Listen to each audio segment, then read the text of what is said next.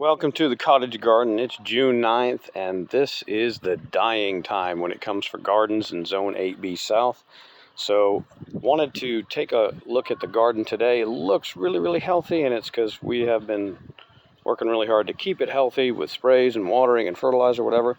But I want to talk about the tomatoes, which seem to be so important to everybody, and when to pick the tomatoes. So a lot of people want to wait until their tomatoes are what you call vine ripened, and that's all fine and good, but really and truly in Zone 8B South, if you wait for everything to become fully ripe on the vine, you're going to have a lot of trouble. So let's take a look at this tomato right here. So this tomato right here in what's called the pink stage. You can't really see it very well, but it actually has some of the virus. It's so close to the soil that it got some of the virus. So if I pick this now, it doesn't make any difference. This is going to grow into a fruit that is somewhat mottled and not really all that palatable. It's not going to taste very good. But it does get me to point out when you should pick your tomatoes. So you're going to start having a lot of trouble like this right here. Worms boring in there. Now I have sprayed these with organic pesticides, things that don't harm bees or people, but come on, it's Zone 8B. This is the perfect storm for just about everything that can hammer tomatoes. So these are going to start even when it's green. So what you want to do is you want to start picking your tomatoes when they're in what's called the pink stage. Now, you can actually pick them in something called the breaker stage, which if I find one, I'll show in a minute. But once any red starts developing on a tomato, if it's a red tomato, the tomato plant actually creates a layer of cells that cuts off the tomato from the main plant. So everything that develops in this plant from this point on, all of the maturity of the tomato happens in the tomato, has nothing to do with the plant. If you pick them green and ripen them artificially, then you're not going to get the full benefit of the plant. But if you pick them when they're at the pink stage, this is a little bit more than the pink, almost red, then all of the benefits that you could normally get from the tomato, or most of them, you're going to get by ripening these right on the counter. So these tomatoes right here are just slightly orange. I'm going to pick these because there's no blemishes, no birds hammering into them, cutting out big chunks, and I'm going to go ahead and I'm going to ripen these on my counter. So again, you just take a look at some of the damage here. Something boring, some kind of caterpillar got in there, and yuck. Now, this tomato here I couldn't find any that were truly in what's called the breaker stage. I'm sorry, it's not really focusing well today. I don't know what's up with it, but the breaker stage is when the blossom end, usually, this end of the tomato, just starts to turn red. But on my tomatoes, it's actually happening in different parts of it. But this is actually past it. As soon as any part of it starts to turn red, then you can go ahead and pick it.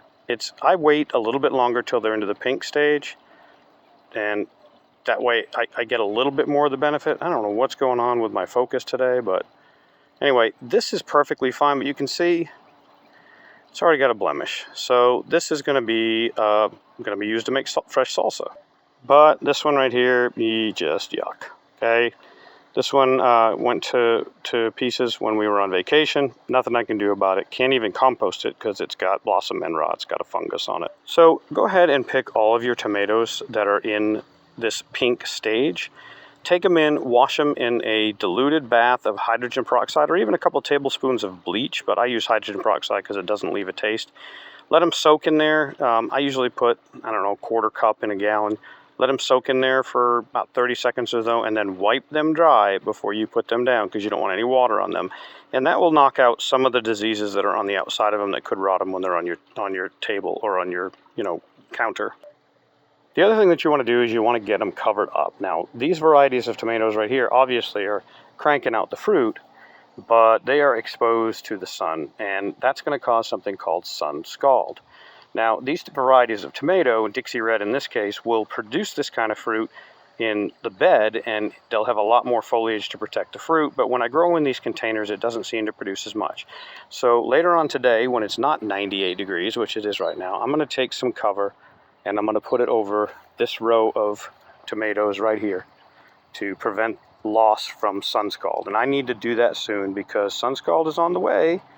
They will not survive any, it's 95, 96 degrees every single day here now, and these are just not going to survive if I don't take care of them. The cherry tomatoes, on the other hand, are just kind of bulletproof. I mean, they are growing like crazy. They don't suffer from blossom end rot. They don't suffer as much from any of the diseases that we have here. Some will, but the ones that I planted, this tomato berry, which just covered. I mean, I don't know how much of the fruit you can see. And then one of my favorites, the apple yellow. And then down here, gumdrop black, the taste test champion in so many things, but that split super easy, sun gold. Oh my gosh, so good. So we sold, gosh, I don't know, 7 quarts of these. Mountain Magic, which is a cocktail, is also super disease resistant. They grow bigger than a cherry tomato,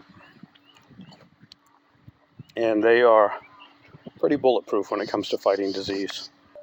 So then we get over here, and again, these are some of our mid-sized tomatoes. We got the Siberia here, which is still one of my favorites, but I've discovered they do better in a little bit of shade than they do out in the bright sun. So we'll be coming through. You can see all these clusters of pinks. So take care of your tomatoes. We are in the dying time. So every day from here on out, with these temperatures during the day in the 90s and the temperatures at night in the 70s, maybe even higher, your tomato plants are going to start getting hammered. Spray them with some spinosad and some pyrethrin in the evening to help keep down on the bugs. Make sure you're fertilizing them to keep them nice and healthy. And try not to water the leaves whenever possible. It's kind of hard to do that when you're spraying, but sometimes you got to do what you got to do. So, you can see it is possible. All you people who got tomatoes from us, these are the tomatoes that you're growing. Okay, all of these varieties have been tested by us in the cottage garden.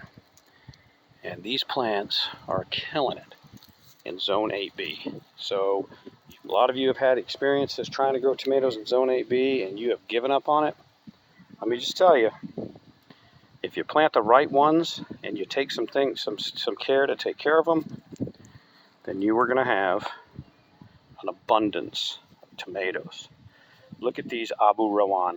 Abu Rawan, they are great when it comes to heat, not so great when it comes to humidity. So you can see, I'll be coming out here later and I am going to be trimming off all the leaves on any of these that have any kind of disease. We've been very lucky not to have the rain to get water all over the leaves, but look, you're in Zone 8B South. Most of these tomatoes are going to get diseased at some point. What you are hoping is that they are going to crank out the fruit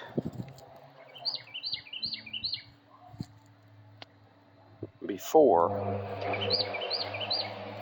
they start dying of disease. And here in the cottage garden, they are cranking out the fruit.